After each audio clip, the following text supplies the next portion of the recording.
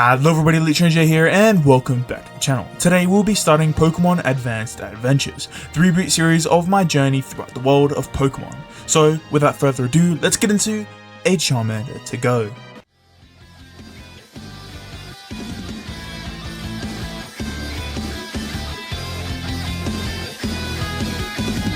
When I was out there all alone, my fire going out in the rain, I could have lost it all right then, but you were there to show me the way.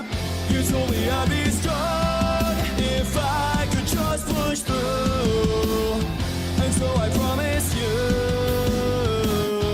I'll burn into the sky with all my fire lead through the light. This is what it means to have a flame that never dies.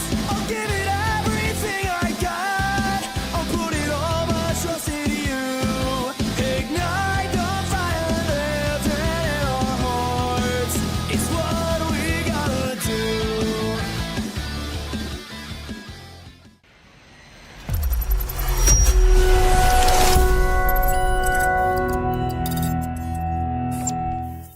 Pallet Town, found within the Kanto region, is a place where Pokemon and people thrive, a small cozy town near Viridian Forest.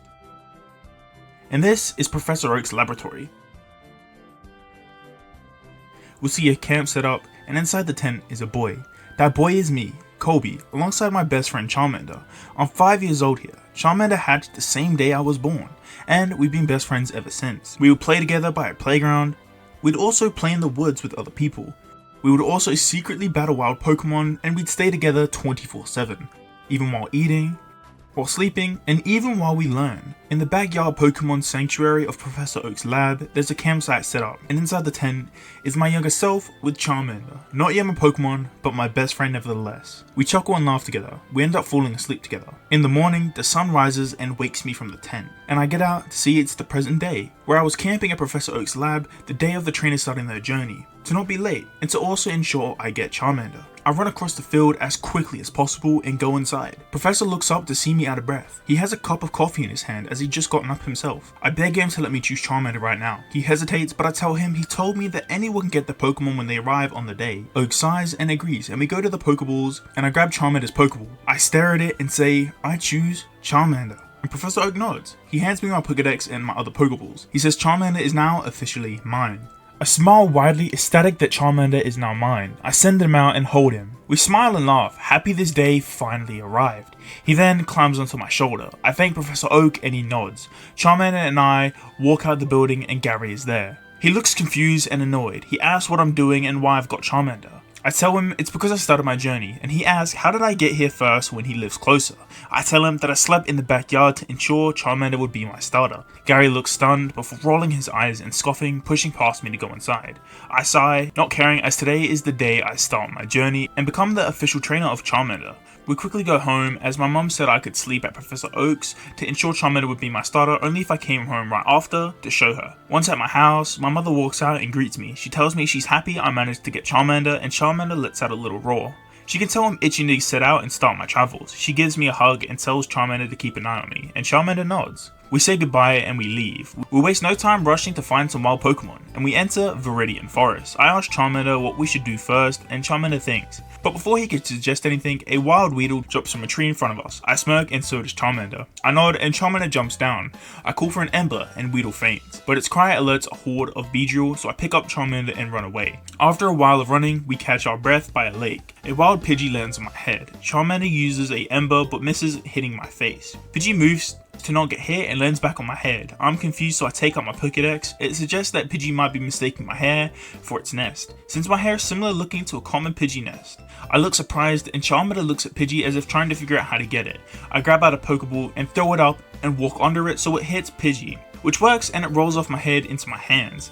After a moment, it clicks, confirming the catch. Charmander and I jump in excitement at our first catch. I put the Pokeball away and Charmander crawls onto my shoulder once more, and we begin to walk more. I ask Charmander if we should use Pidgey in our first gym battle, and Charmander nods, although Charmander believes he can win all by himself. While we walk, Charmander chills on my shoulder. We find an opening area and decide to take a break from walking. I send out Pidgey and Charmander jumps down. I ask if they want to have some lunch and then train. Charmander and Pidgey agree. After having some sandwiches, we get ready to train. I stand in the middle with Charmander and Pidgey across the field ready to fight. Charmander uses Ember and Pidgey uses Gust, and the two attacks collide. As Pidgey goes flying fast towards Charmander, while Caterpie uses Tackle on Charmander, pushing it far. Pidgey stops mid-attack confused. I look stunned. My eyes zip around the area searching for a trainer, but to my surprise, it seems this Caterpie is wild. I clench my teeth and tell Charmander to use Ember once more. The small fireball goes hurling towards Caterpie, but it misses, with Caterpie using String Shot like a grapple. Caterpie seems way more experienced than me. I call out for a Gust from Pidgey and another Ember from Charmander. The two attacks close in on Caterpie, sending Caterpie flying into the forest, unable to battle. I smile, happy to see we took out a strong Caterpie. I tell Charmander and Pidgey to follow me, as I want to catch the wild Caterpie.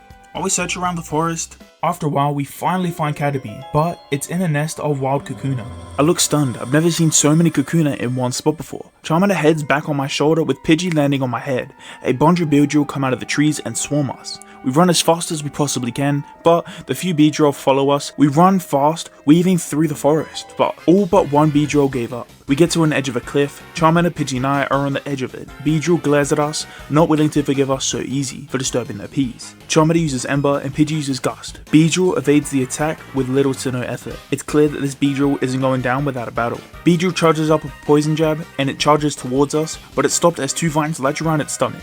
This catches off everyone, even Beedrill. The vines tighten and then Beedrill gets slammed into the floor. A wild Bulbasaur jumps out in front of us. I look shocked as I've never seen a wild Bulbasaur before. Beedrill gets up and rushes in, but Bulbasaur uses Tackle, pushing it back. Beedrill stumbles and glares at Bulbasaur. I look on stunned. Bulbasaur lets out a mighty roar and Beedrill looks taken aback. It turns around and flies off. I go to thank Bulbasaur, but it runs off. I look utterly shocked as I watch him run away. Charmander taps my head, bringing me back. I nod and begin to chase after Bulbasaur. After ages of searching, I'm not able to find anything. Pidgey and Charmander and I all sit by a river to catch our breaths, although it won't last long as we unknowingly wandered into Nidoking territory. We all sip some water from the river until we feel the ground slightly tremor beneath us. We all slowly turn and we are met by 3 Nidokings. We all gulp in unison. The 3 Nidoking roared loudly. This isn't good, I think to myself. Charmander puffs his chest and Pidgey looks nervous. I grit my teeth and lock eyes with the Nidokings. Charmander uses Ember, but it proves futile against the Nidoking. Pidgey uses Sand Attack, which temporarily blinds the Nidokings. Charmander rushes in and uses Scratch on all the Nidokings, but it gets hit with a powerful punch by one of them, instantly rendering Charmander unable to battle. I look petrified. Without a moment of hesitation, I rush to Charmander's side and kneel by him, asking if he's alright, but the mighty roars of the flames prove too strong as Charmander slowly gets to its feet. The Sand Attack has worn off by now, and the Nidoking do not look happy. Charmander goes for another tackle, but gets hit straight back into my arms by an overwhelming Poison Jab. My mouth hangs open and I pick up Charmander. I recall Pidgey and run as fast as I can. The Nidoking follow us with increasing speed, as the big builds struggle to maneuver the forest as quickly as I can. Without a second thought, I hook a left turn and find myself with a Poison Charmander at a cave entrance. I hesitate to go in, torn between hiding and going to a Pokemon Center.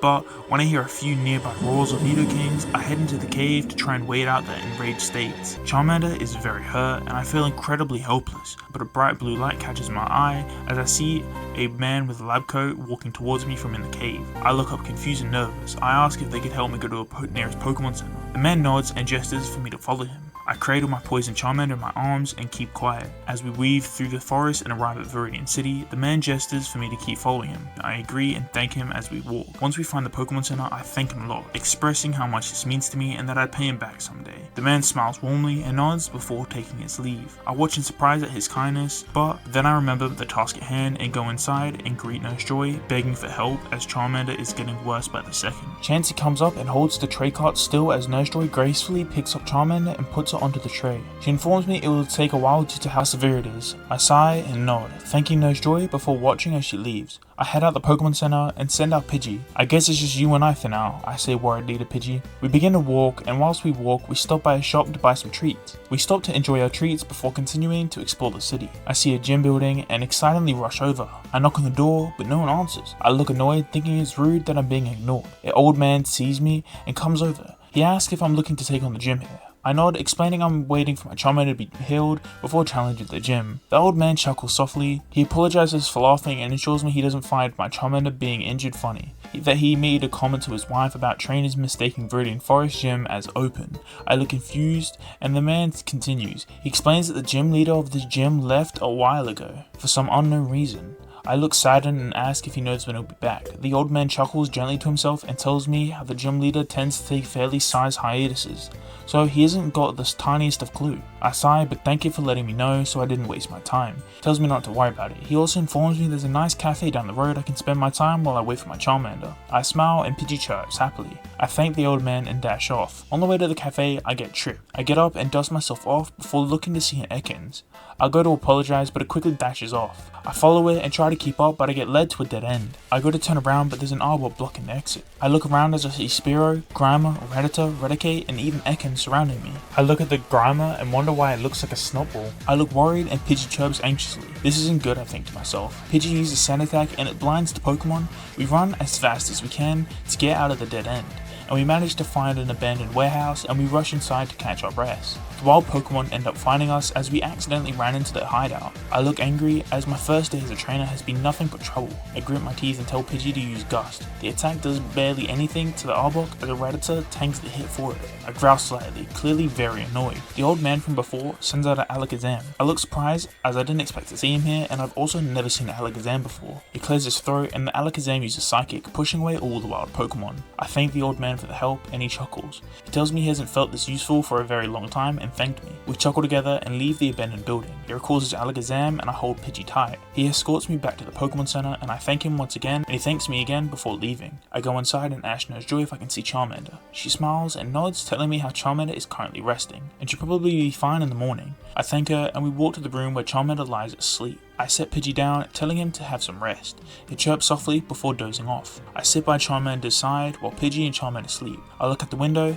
as the moon gazes over, emanating a bright hue over Viridian City. In the morning I get up and take Charmander and Pidgey, and we head out the Pokemon Center. I keep Charmander in my arms, we walk through the forest, and I keep Charmander in my arms and Pidgey flies next to my head. We stare out at a vast field. Let me know your thoughts on my rebooted OC series, drop a like and subscribe too. Thank you all for watching and stay elite, and I'll see you all in the next adventure.